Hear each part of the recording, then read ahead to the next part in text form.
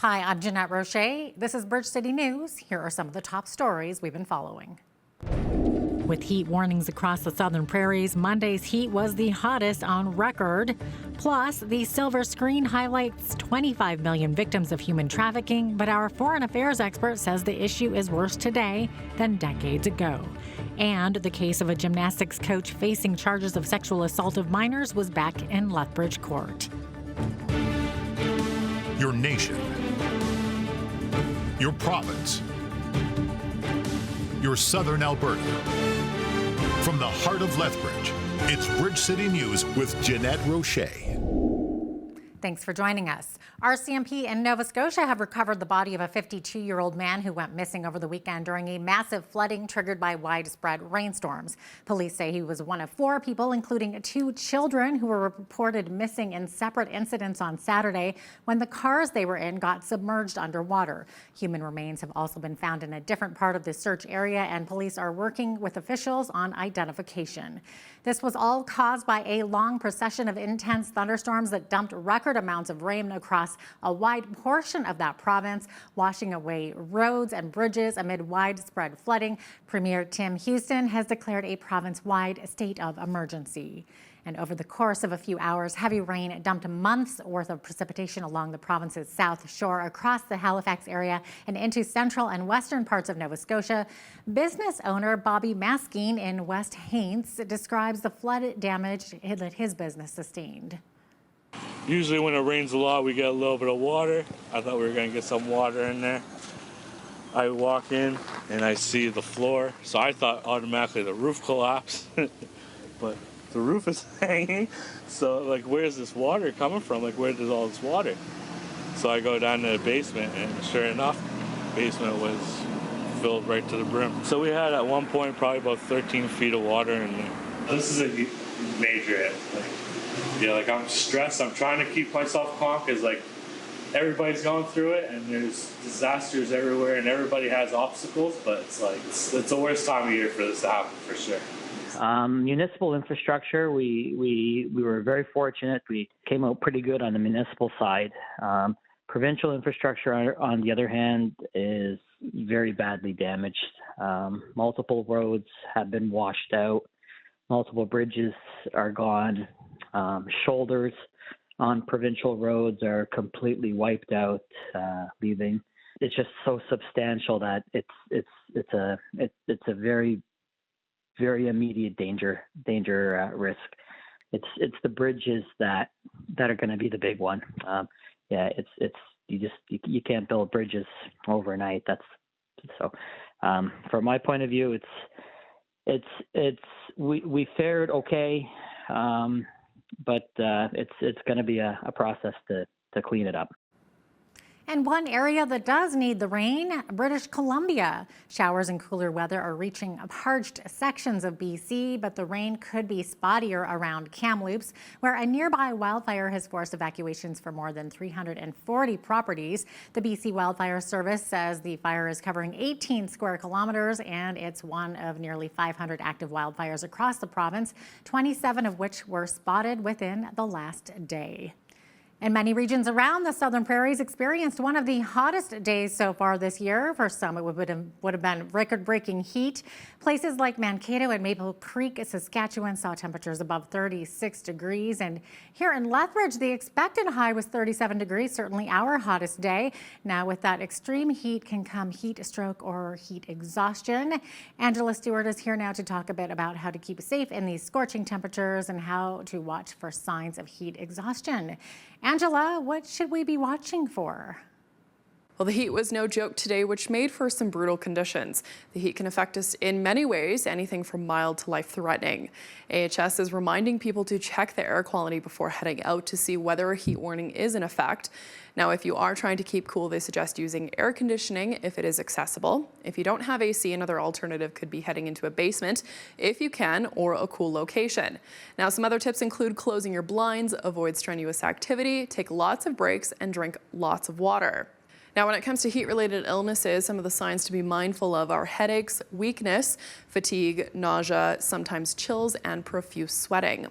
Kevin McEwen, Deputy Fire Chief with Lethbridge Fire and Emergency Services, says they expect an increase in heat-related calls over the next little bit. So all of our crews are trained and have the right equipment to properly deal with that. As well, there'll be has been some messaging from the City of Lethbridge about what people can do to stay cool and to keep themselves safe. Luke Palmer, Emergency Planning and Risk Manager with the City of Lethbridge, says there are places throughout the city where people can go if they are trying to get out of the heat. We have comfort centers available during normal operating hours. City libraries, the mall is another option, as well as other facilities. So we encourage people to take advantage of those as required and you're out and about in the city. And we want people to have fun out there, but do it safely. Being aware of the current conditions is paramount, just because these negative impacts from the heat could rest quite quickly. It could be about 20 minutes before somebody starts seeing severe symptoms. So we want to be very careful with that. Meantime, the heat did not stop folks from heading out today and enjoying the sunshine. Some people we spoke to took in the heat by taking a float down the river. It's out in nature, so you get to still enjoy the summer and be outside, which you don't get to do during the winter times and fall. And the river's nice and cool, so it's refreshing. You can jump in it, just cool down real quick. As you mentioned, Jeanette, today was one of our hottest days, but temperatures will be cooling down as the week goes on. I'll have all those details coming up later on in the show. Yeah, thanks so much, Angela. Well, a new survey has found that 3 in 10 Canadians consider Justin Trudeau the worst prime minister of the last 55 years than any other PM, while his father ranks as the most popular. The survey conducted by Research Co. found that Trudeau's predecessor, Stephen Harper, ranked as number 2, although Harper's popularity is much higher in Alberta. More than a third of Albertans surveyed believed Harper was the best recent prime minister, while Atlantic Canadians ranked him as the worst. Voters in the federal constituency of Calgary Heritage are casting ballots in a by-election today. Late last year, Conservative Bob Benson announced he would resign his seat and would return to private life. Most of Calgary Heritage used to belong to the Calgary Southwest riding, a seat held by former Prime Minister Stephen Harper until his retirement. Political science professor Laurie Williams from Mount Royal University expects to see a low voter turnout, saying that it's considered a safe Conservative seat, and the timing of the vote comes at the slowest point of the summer. The voting remains open until 8:30 tonight. Well, the case involving a disgraced former gymnastics coach was back in Lethbridge Court on Monday morning. Jamie Ellicott was not present during the proceedings. Ellicott was charged last year with the assault of several young girls. He faces 5 counts each of sexual interference and sexual assault of a person under the age of 16. Ellicott previously had trouble finding a lawyer to represent him, but has now hired one. The case was adjourned, and Ellicott will be back in court on August 28th at 10 a.m. to figure out the trial dates. Well, chances are you've most likely heard of the hit TV show The Last of Us. The game-turned-television show captivated audiences earlier this year as a majority of the filming was completed in southern Alberta. The Last of Us has been nominated for an incredible 24 Emmy nominations this year, with the award ceremony tentatively scheduled for September 18th. And BCN's Micah Quinn has the story on the stunning locations and workers that helped make the show happen. It was very rewarding. It was very humbling to be nominated, of course. Penny Thompson is from Brooks, Alberta, and was a vital part of the hair department for The Last of Us. She even recently snagged an Emmy nomination for her work in the show. We had a fantastic team of 4 in the hair department. And then the head of department, Chris Bloomsdale, also brought in 35 other hairstylists from around Alberta, mostly Calgary and area. Over in Waterton Lakes National Park, parts of episode 8 of The Last of Us were filmed at the Bayshore Inn. Staff with the hotel told us it was amazing to have Waterton become such an integral part of the show. It's huge, of course, and when they came in, they took over the entire hotel. It was really exciting to see that opening shot of Waterton in the winter, because I love Waterton in the winter. It's an amazing getaway.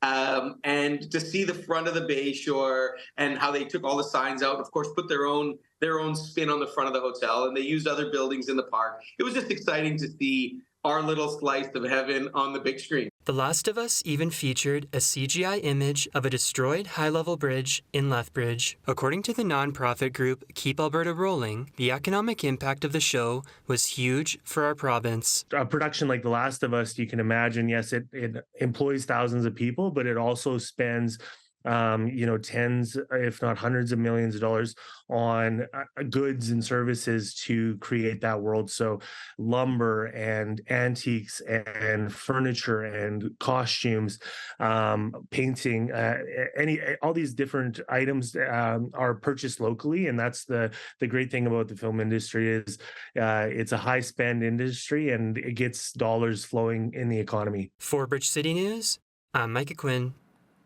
Well, Alberta has been seeing more and more film and TV production lately. So are we becoming more of a Hollywood North than Toronto or Vancouver? Well, Brock Scrudding is with the advocacy group Keep Alberta Rolling. He says what's helping to make our province more attractive to producers are incentives the Alberta government is offering. I think the provincial government is doing it. The film and television tax credit has been a game changer. They've been supportive in working with the municipalities. I think some of our secondary municipalities like Lethbridge, like maybe Red Deer, Medicine Hat, can start thinking about regional development so that it's province-wide and not just Calgary and Edmonton-centric. We'll chat about all things TV and film with Brock Scrudding from Keep Alberta Rolling, along with U of L professor Derek Olson and award-winning director Scott Sikma, coming up in the second half of the show. And speaking of the big screen, the movie Sound of Freedom is continuing to surprise industry analysts with its strong performance at the box office. It recently crossed the $100 million mark in North American ticket sales. 3 weeks after its release, the film highlights the 25 million victims of human trafficking globally. And according to our foreign affairs correspondent, Lisa Daftari of the Foreign Desk, human trafficking and slavery are not only present in the 21st century, but are actually worse today than decades ago. There are 25 million people that are in global, human trafficking situations right now that are victims to all of this, which is, exponentially higher than the number of slaves we had when we actually had institutionalized slavery. It's a bit mind blowing, but I think this film should be mandatory. I think everyone should watch it, as tough as it is, because it's such a reality. It goes on all over the world. It goes on in Canada, the United States. It goes on in our hemisphere. And, when you watch these children, it is just heart-wrenching that this actually happens. Catch the entire interview with Lisa Daftari coming up following Business News. Survivors of a mass shooting in Toronto's Greek town gathered on Saturday evening with their relatives and other mourners to mark 5 years since the attack on the city's bustling Danforth Avenue.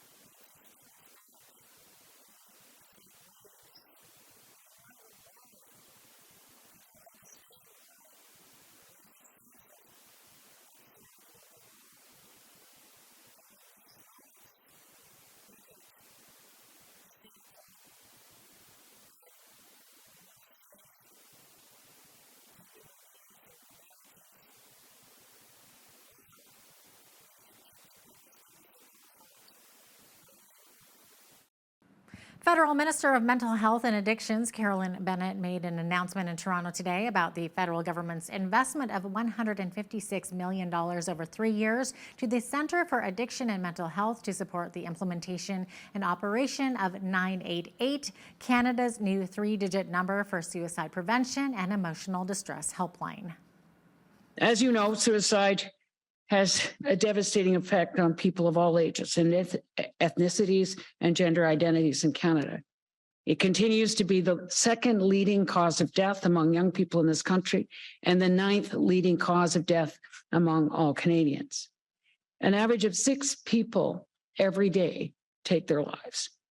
Every death is heartbreaking and forever changes the lives of their friends and family and loved ones.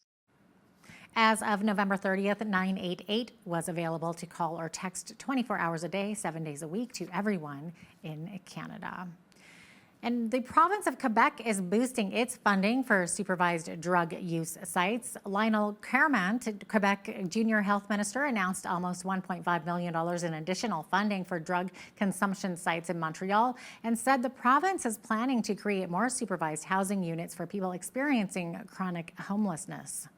We want to invest in logement supervisé, where the people are accompanied, because it's not possible to to put somebody who's been chronically as a homelessness and put him alone in an apartment. He needs accompaniment. It's a long-term process. Sometimes they go back to the refuge. So we need to have logement supervisé all over the Montreal. And this is what we're planning to do. We have some of the funding that's going to public health, Montreal Public Health, so they can look into other regions where there needs to be sites, as well as other ways to supervise people who use drugs, mainly by inhalation. Southern Alberta and much of the southern prairies experienced a heat warning. Here in Lethbridge, we inched slowly towards 37 degrees, which would break the record of 34.3 set back in 2007. But just how long will this heat last? Well, we'll tell you after the break. Stay with us.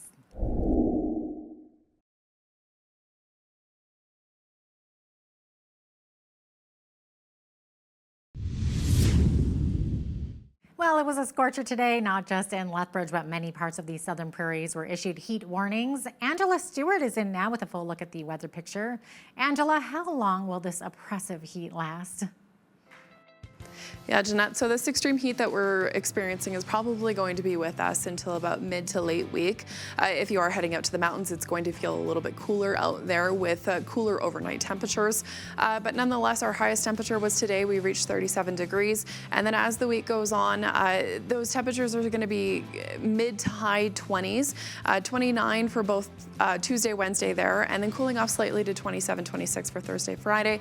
And then to round out our week, a little bit more cloud cover, so it's going to be feeling a little bit cooler, not so much sunshine. 27, 28 for Saturday, Sunday there, but nonetheless is going to be beautiful.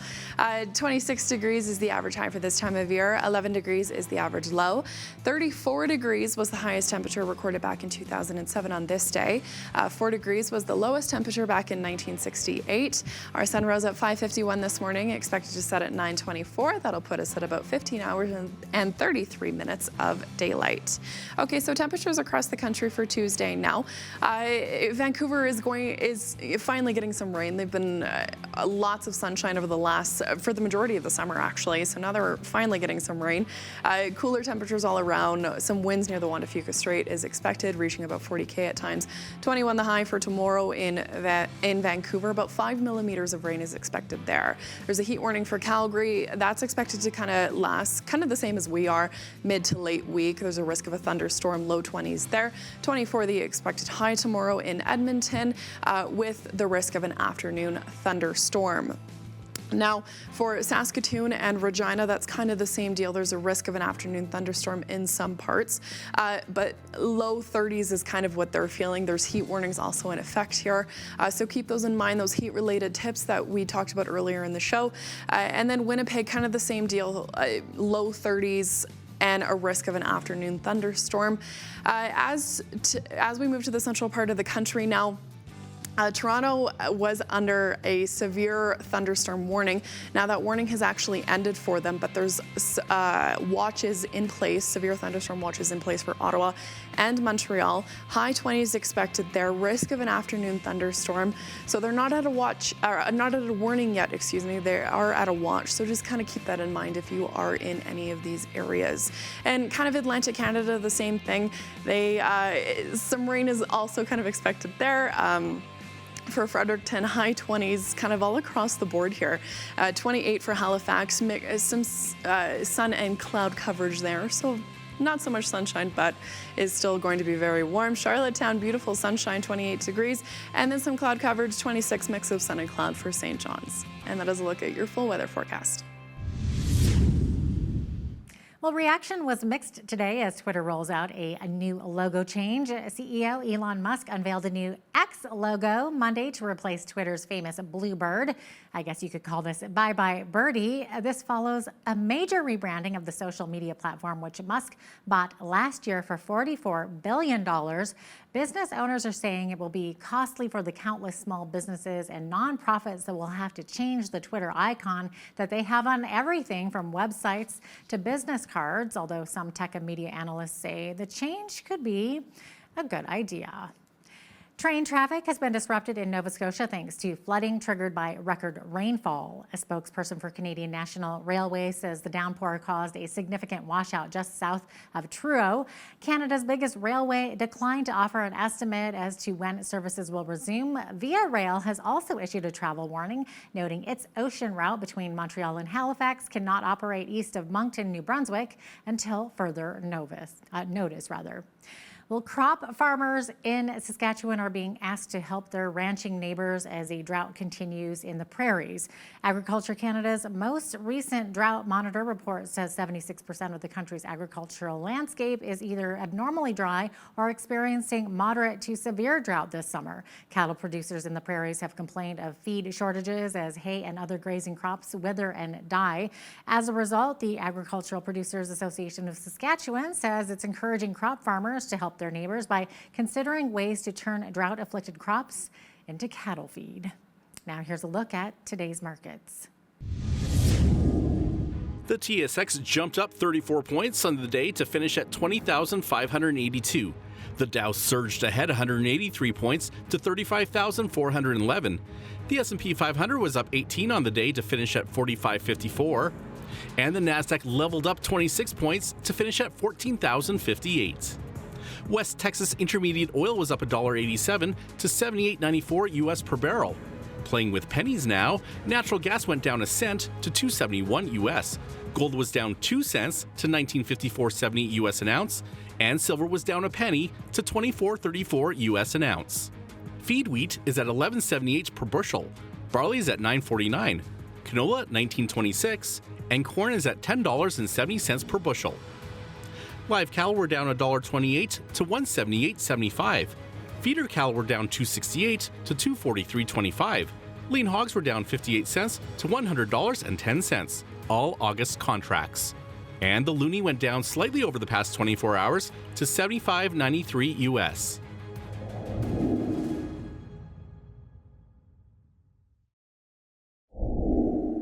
Recapping one of our top stories today, Nova Scotia Premier Tim Houston says it's a heartbreaking day for the province.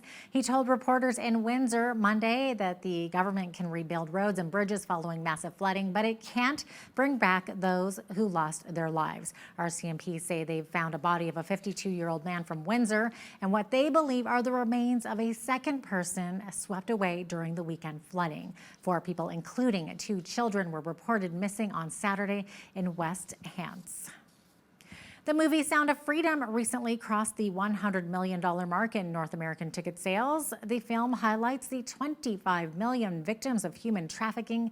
And according to Lisa Daftari of the Foreign Desk, human trafficking and slavery are not only present today, but are actually worse now than ever before. My full interview with Lisa is coming up right after the break. And hey, if you see news happening in your community, be sure to send us an email at info@bridgecitynews.ca. We'd love to hear from you. Here's today's Bridge City News community calendar. Everyone in Lethbridge is invited to come out and celebrate their cultural heritage on Heritage Day, Monday, August 7th at Galt Gardens. The fun begins at 11 a.m. and goes to 4 p.m. with fabulous food vendors, live entertainment, activities for the kids, and so much more. The event is free, so bring your family, friends, and neighbors to Heritage Day at Galt Gardens and make great summer memories. Do you have a heart to serve our community? Streets Alive Mission is looking for volunteers to help make sandwiches, sort incoming donations, assist with Foot Friday, and many other opportunities to serve, receive training, and to provide support for this important cause of bringing hope to the hopeless. Visit streetsalive.ca to fill out their volunteer application or call 403-320-1159. And that's your Bridge City News Community Calendar.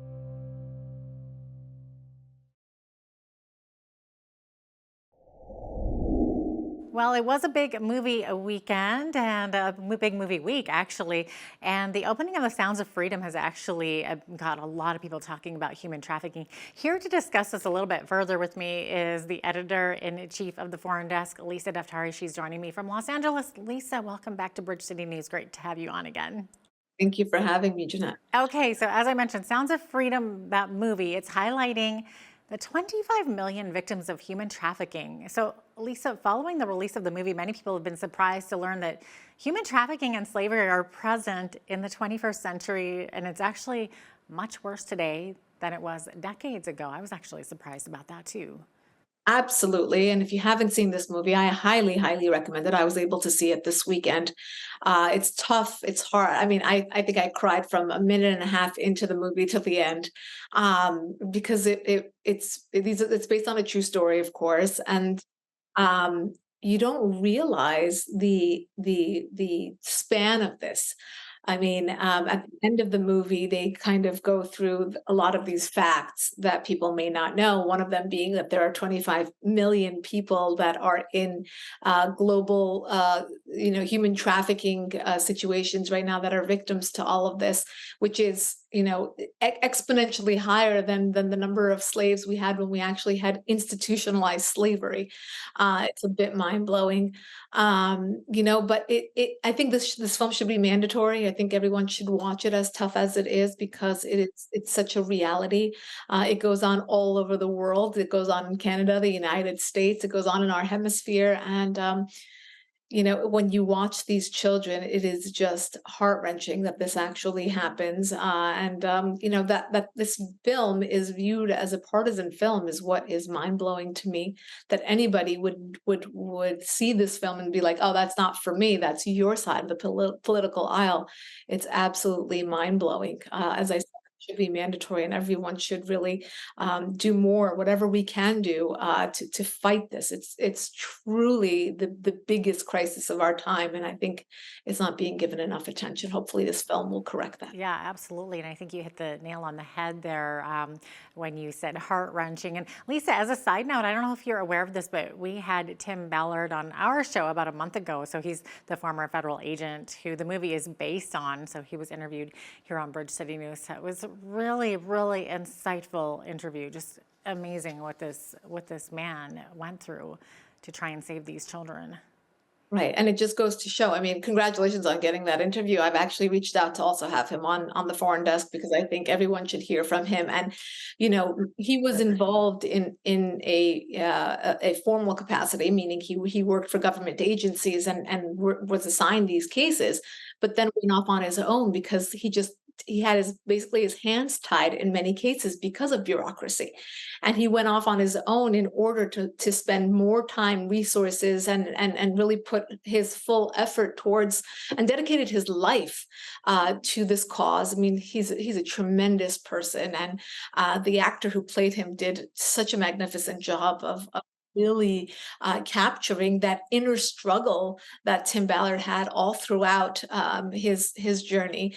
It's tremendous. It's really, I haven't been able to stop thinking about it. And Foreign Desk, we did a few stories to just really try to start introducing a lot more of these themes about human trafficking into the mainstream media, and to really get those stats out there so people understand the scope of this. Mm-hmm. Yeah, it's definitely one of those stories that sticks with you for a long time. Absolutely.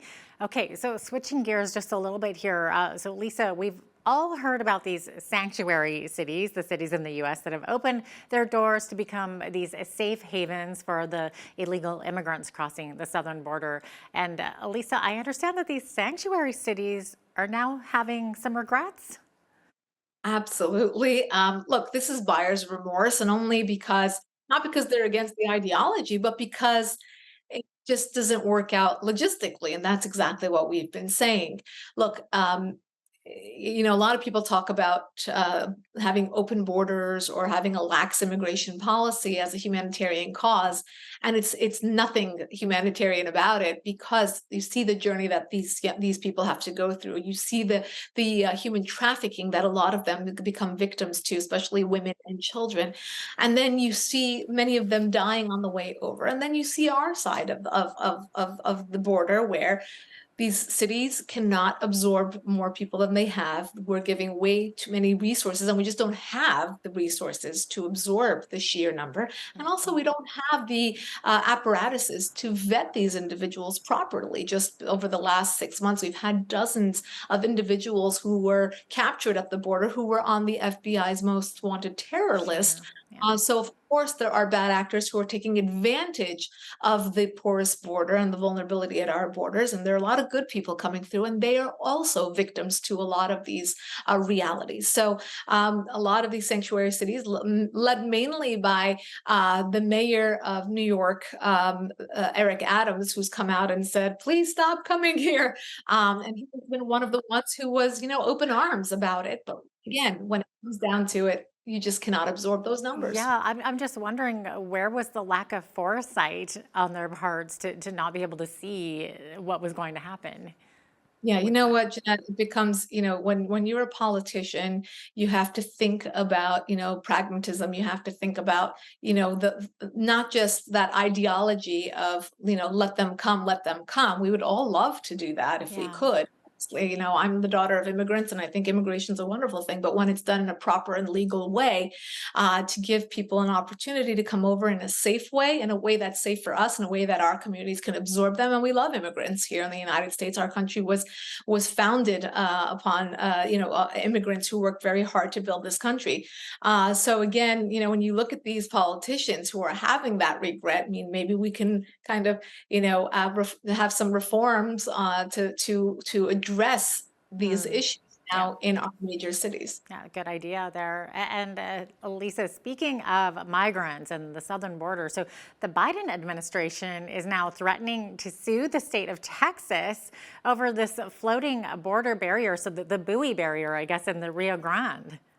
Yeah, so the state of Texas and many other border states have decided to take it upon themselves to fortify the border in some ways, to create some obstacles so that these migrants are not coming over, and again, being taken advantage of by coyotes and being in boats without life vests. And, it just goes on. And Texas has set up this buoy barrier, and the nation of Mexico has threatened Texas, to sue Texas, to come after Texas in so many capacities. Now the Biden administration is, doubling down on that and wants to go after the state of Texas because of those barriers. Look, again, we have to connect all of these dots together and come together as in a nonpartisan way to say what's the best for this country, what's the best to keep both the migrants safe, to keep the border cities safe, to keep the sanctuary cities safe, to be able to vet these individuals, to be able to get them over here in a humane way, to stop the trafficking of individuals, to stop the narcotics and the fentanyl that are coming into our cities, and to also, again, have an immigration system that makes sense. So we have a lot on our plates, but again, the feedback really should be informing a lot of the policies and decision making that goes on in Washington. Yeah, definitely. I mean, I guess it looks like on the flip side, the Justice Department, I guess why they're doing it is they're claiming that these floating barriers are a violation of federal law, right? That they could maybe obstruct the efforts of federal law enforcement, pose risks to public safety, inhibit navigation and damage the environment. All good points. So, I mean, there's two sides to that. You know what? Yes, there are two sides to it. Absolutely. And you bring up a good point. But when you follow what Border Patrol is telling us, Border Patrol is not speaking the same language as the White House. And that has been an issue and has come up in the media very often. And they're having a hard time recruiting people. They're having a hard time with a lot of these higher ups in Border Patrol agencies that are resigning because of the chaos, and they see that what's coming, the rhetoric that's coming out of the White House saying that the border is under control and everything is, perfectly fine, is obviously not the case, right? So they're trying to tell us what the realities are at the border, and the state of Texas, just like many other border states, have had to, again, take matters into their own hands because Washington is not hearing them and not, not supporting them on the issues that they have in terms of the number of migrants that are coming in daily. Wow. Okay, Lisa, here's one that we haven't talked about in a while, okay? COVID. So it's been reported that China published, then deleted official COVID data, indicating that over 1 million more deaths happened than were actually reported. So what can you tell us about this?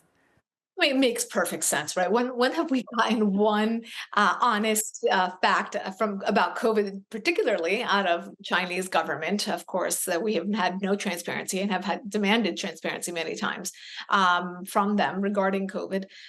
In this case, we knew that they were underreporting their cases, obviously to make it look like it was less of a crisis than it actually was. They reported something above 80,000, and it looks like it was more like 1 million to 1.5 million. Huge discrepancy, right, Jeanette? Look, obviously we knew that they were having even issues with having proper funerals and proper cemetery plots for individuals. The number of people that needed to be buried, it just wasn't matching up. We knew that they didn't have proper hospital or facilities to treat their COVID patients. So we knew that the numbers weren't adding up, but now it looks like there's actual evidence that showed that they deleted and tried to tamper with those numbers to show lower numbers. Yeah, and with just over 80, what did you say? It was 83,000 deaths or something, or 84,000, what that actually reported. That seems a little low for a country so large, especially when that's where ground zero was happening. Exactly right.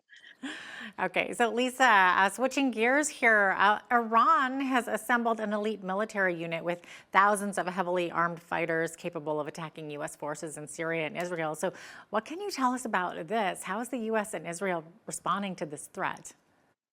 Israel in particular has always been aware of and focused in on the threat that is Iran's regime, because it's an existential threat. They've threatened many times to blow Israel off the map, and Israel doesn't take that lightly.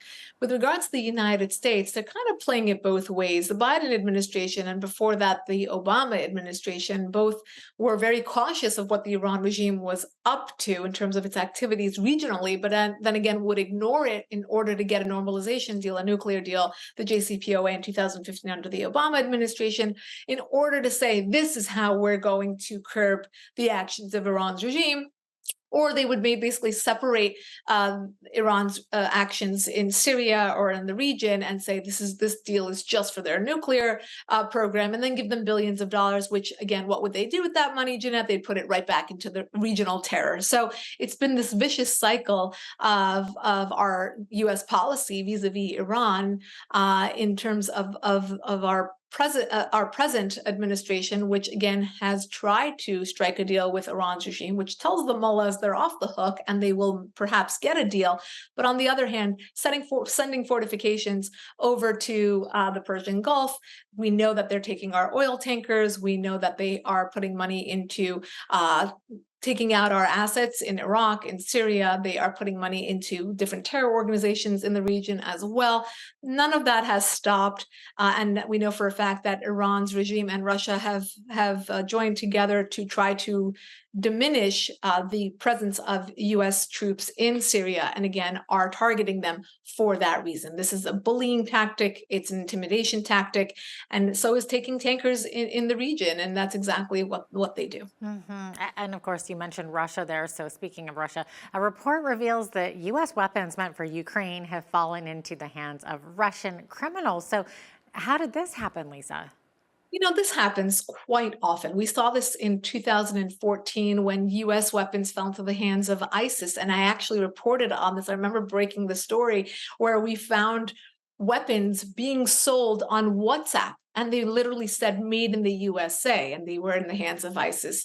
And guess how they were getting paid? Because they couldn't get money or any sort of banking system, but they were getting paid in Bitcoin. This is way back when, almost a decade ago.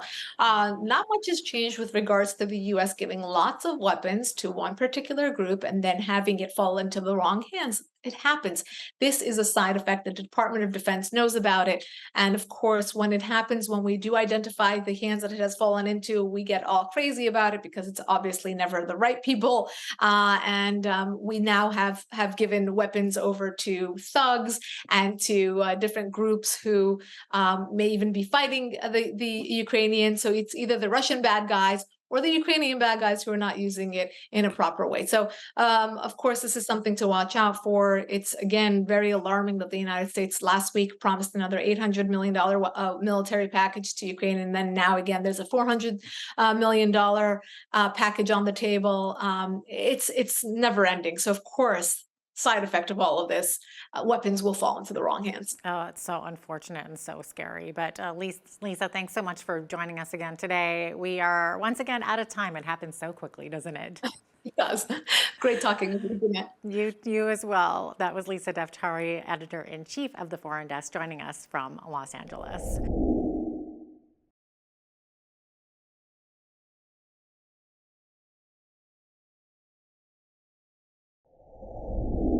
The film industry here in Alberta keeps building a following, but that's not without the hard work of those within our province who continue to advocate for more TV and film productions. And why not? Alberta has incredible backdrops with our beautiful Rocky Mountains, the foothills, along with our spectacular towns and cities. You don't have to look much further than southwestern Alberta and the town of Fort Macleod, which has had a number of productions shot there, including Ghostbusters. Now, to talk about more about what Alberta has to offer is University of Lethbridge professor Derek Olson, Brock Skredding of Keep Alberta Rolling, and award-winning director Scott Sikma. Gentlemen, welcome to Bridge City News. Thank you. Derek, let's begin with you. TV and films are so popular that more and more people are signing up for your cinematography course at the University of Lethbridge. How did this course come to be? Well, I mean, I've been at the University of Lethbridge since around 2000 and 2007. I'm actually an alum of the University of Lethbridge as well. So I finished my degree about 20 years ago. And when I was a student here, there wasn't a film program. There was a multimedia program, was right brand new, and they did a little bit of video work, and that's sort of where I started. When I went away to finish my master's degree, I always had it in my mind to be able to come back and sort of grow some of the curriculum offerings here at the University of Lethbridge and teach students more about how to make films. So when your students enroll in the program, is it all about the storytelling or more about maybe the production side of things, such as learning the low angle and depth of field shots? Well, I mean, there's lots of different courses that I teach, and there's lots of other faculty at the university that also contribute to a really broad-based kind of approach to the film industry and to the media industry more broadly. But really, it touches more of what I teach is on the storytelling side of things, and not really into a lot of the technical stuff. But it is a really good balance between the creative side of things and preparing people with the skills-based training. Yeah, you need a good storyline, absolutely, to sell a film or a TV series. Brock Skredding is one of your former students and is succeeding in the industry. Brock, what is your biggest takeaway from the program at the U of L? Yeah, I think it just it lays the foundation for success in a number of ways. I think you see the convergence of different types of narrative filmmaking and video game production, AR, VR, all types of different things. All of those are based on story and based on a wide range of technical skills. So it gives you a little bit of taste of everything, and then you kind of get to pick which direction you want to start to specialize in afterward. So it really sets you up with that foundation so that you can go into your career on good footing, and then make decisions onto which area most interests or most fits your skills. So Brock, one of the more important parts of post-secondary education is that true and meaningful connection the student can make. Can you talk about the opportunity to collaborate on projects and how it led to your success in building your career in the film and TV industry?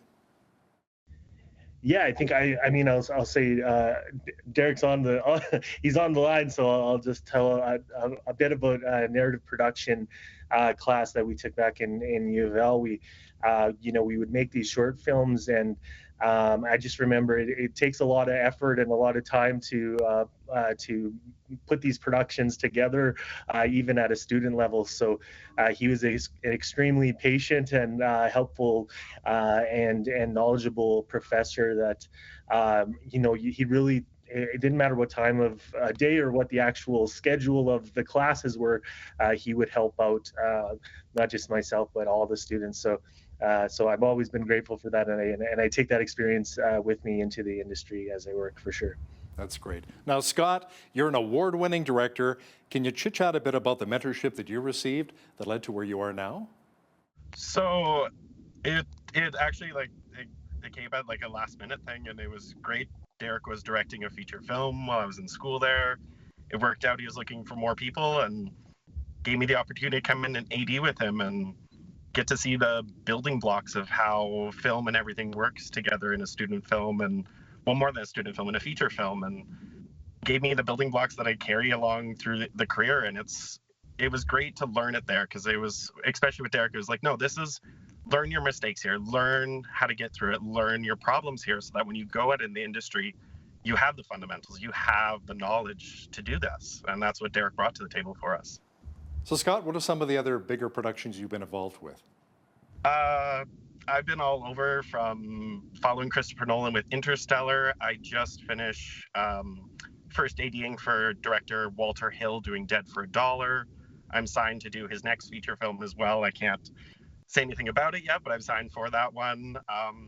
And it's great. I've been working with A-list actors all over the world. I went down all over the States and Europe and Canada, and it's just go, go, go. And I'm very much a motto of, I just keep kicking doors as I go, and people say no to me, and I'll swamp their office with resumes, every single desk. I don't care. I love this industry, and it's got to me where I am, and it's up from here. It's, again, I'm signed for directing another Christmas movie, directing another summer romance, and Hallmark's been really great for those things, and it's been bringing me all over. I love everything from the A-list movies down to the C-list and D-list.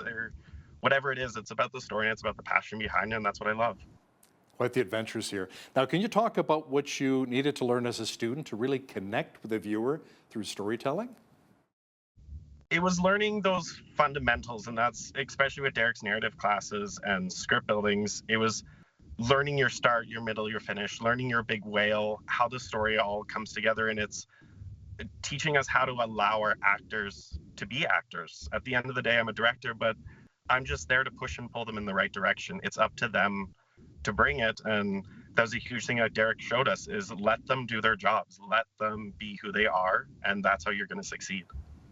Now, Derek, you have your own accolades in the film industry, and it's not an easy industry to be in now. Can you talk about how you've seen students supported and encouraged to pursue their career and passion in film?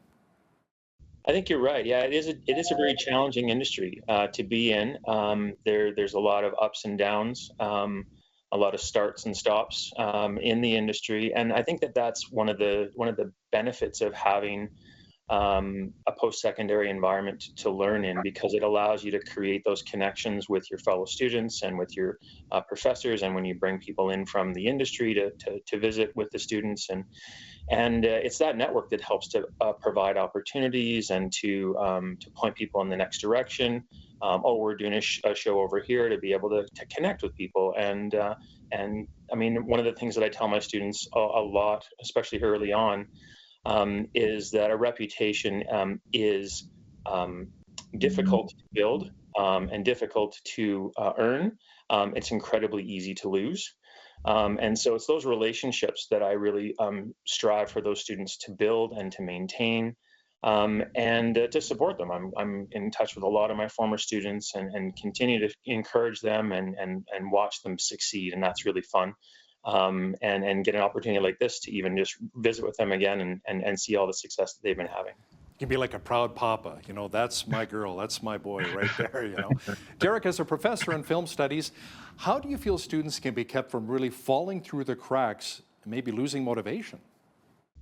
I mean, that's challenging too, right? Because a lot of people, especially when they get started in this, don't understand the kind of effort it takes. And Scott was just talking about that, right? About how, it's a lot of hustle, right? It's a lot of being proactive and being really assertive in charting your own direction. And so, I mean, it's trying to set realistic expectations for students, especially when they first get into my classes, and then also, bringing people like Scott and Brock and others into the student kind of environment to be able to help reinforce those expectations and really help those students know what it's going to take to be successful. Scott, let's flesh this out a little bit more here. What would you say were some of the main factors of your education that really helped to contribute to your success? I think the main factors were it's the fundamentals that Derek and the teachers there all taught us, but it's also the connections I made there. A lot of the students I went to school with, me and Brock were in the same classes, and it's great back and forth when I've done a few things of Keep Alberta Rolling and to see what they bring forward to the table, as well as other students. One of my producers now is Carly James, and me and her started at the exact same time, right next to each other on the computer, and we followed each other throughout the past 10 years, working Vancouver, in the States, working Canada, and it's not just them, it's so many students that I'm constantly reaching out to, and I'll meet up with them on set, and it's like, oh, okay, you have connections here, I have connections here, how can we help each other move forward? And Derek is really right. It's a huge thing about building your reputation, building yourself up, and it's that connection of the other students that you learn and you meet, and that's what really brings it together as a community and helps us evolve there. And it is that. It's the students that you meet and the fundamentals that Derek teaches to bring us to where we are. Now, Brock, you are the head of the advocacy group Keep Alberta Rolling. Can you talk a bit about what your organization really does? Yeah, I think we quite a few things. We really, just like the name suggests, try to advocate for the growth of the screen industry specifically in the province of Alberta. Work with municipalities to try to get them to implement film-friendly policy, development, things like implementing commissions or funds, things of that nature, and just try to raise awareness about all the successes that we've seen in this industry. So we've seen over, like you mentioned, Ghostbusters and a couple other projects, but just last night or yesterday, Alberta Made in Alberta projects were nominated for 30 Emmys. So wow. So 24 for The Last of Us and 6 for Prey. So it just shows the accolades that the hard work and skill and talent of Albertans are putting on the table at a global scale, and also just the quality of the locations here, which is partnerships between municipalities, the provincial government, the organizations in the film industry, and so many other private businesses and landowners. So it's trying to promote those people and encourage more of that to happen. And certainly over the last number of years, Alberta has become a major player. So it's really exciting to see. That's cool, because a lot of times we hear about Vancouver being Hollywood North, Toronto being Hollywood North all the time. What can we do to really entice more producers to bring their films here to Alberta? Yeah, I think the provincial government is doing it. The film and television tax credit has been a game changer. They've been supportive and working with the municipalities. I think some of our secondary municipalities, like Lethbridge, like maybe Red Deer, Medicine Hat, can start thinking about regional development so that it's province-wide and not just Calgary and Edmonton centric, but the film industry loves to utilize all the locations of Alberta. So I think we just have to keep on the track of that we're on now, which is collaboration and training and the whole province working together to try to make this industry succeed. And I think it's working. So we just more of the same, in my opinion. You know, around 7 years ago, I had the opportunity to work with legendary film director Denis Villeneuve on the film Arrival. I had the principal role as one of the main TV anchors in the feature film that was shot in Old Montreal. What an incredible experience. I can check it off my bucket list here. Now, Mr. Villeneuve wanted to actually hire journalists to be in his movie. He was very humble and approachable. So, Scott, as a director, let me ask you something. How important is it for you to never forget your roots and remember where you came from? You have, like, it is one of the most important things. You have to remember that, otherwise this industry will eat you up and spit you right back out. You have to be humble. You have to be constantly be thankful. And a lot of the opportunities I have, like, I am very thankful for having. It's 1 in a million chance to work with some of these people, and especially with Walter Hill, and a huge fan of his growing up, and now I work next to him. And same with even Kevin Sorbo. I've done 2 movies now with him, and growing up watching him as Hercules. And you gotta stay your grounds and stick your ways, otherwise, yeah, you're not gonna last through it. The film industry is never a job, it is a lifestyle. And busy too. I remember Denis Villeneuve said to me after I was done shooting my scene, listen, Hal, I got to split. I got to go to Istanbul, Turkey to shoot the new Blade Runner movie with Ryan Gosling and Harrison Ford. I'm like, what? And he left that same day. It was just incredible. Derek, as you watch the careers of both Scott and Brock develop and advance, what do you feel really needs to be said to future Alberta filmmakers? I think one of the things that I would say, and Brock and Scott are a great example of this, is that it's a possibility, right? I think that's the thing, especially growing up in Southern Alberta myself, not really realizing that the film industry was accessible. It was something that was a possibility, right? And that's one of the great things that a post-secondary education can do. It opens up doors, it opens up possibilities. And I think that that's what I would say. It would be like, if this is something that's really of interest to you, there's so many different ways to get involved in this industry. Being able to have a well-rounded foundation and a post-secondary advanced education kind of environment is great, but there's lots of other ways to get involved in the industry. And again, Brock talks a lot about those in his advocacy, and there's lots of different ways to be involved and to really learn that this is it's a valuable part of our society. It's an incredible part of our economy. And this is a really bright time in the film industry right now in our province. Derek Olson is a professor at the University of Lethbridge. Brock Skretting is with Keep Alberta Rolling, and Scott Sikma is an award-winning director. Gentlemen, thanks so much for joining us today. Thanks for having us. So much. On behalf of all of us here at Bridge City News, I'm Hal Roberts. God bless and thanks for watching.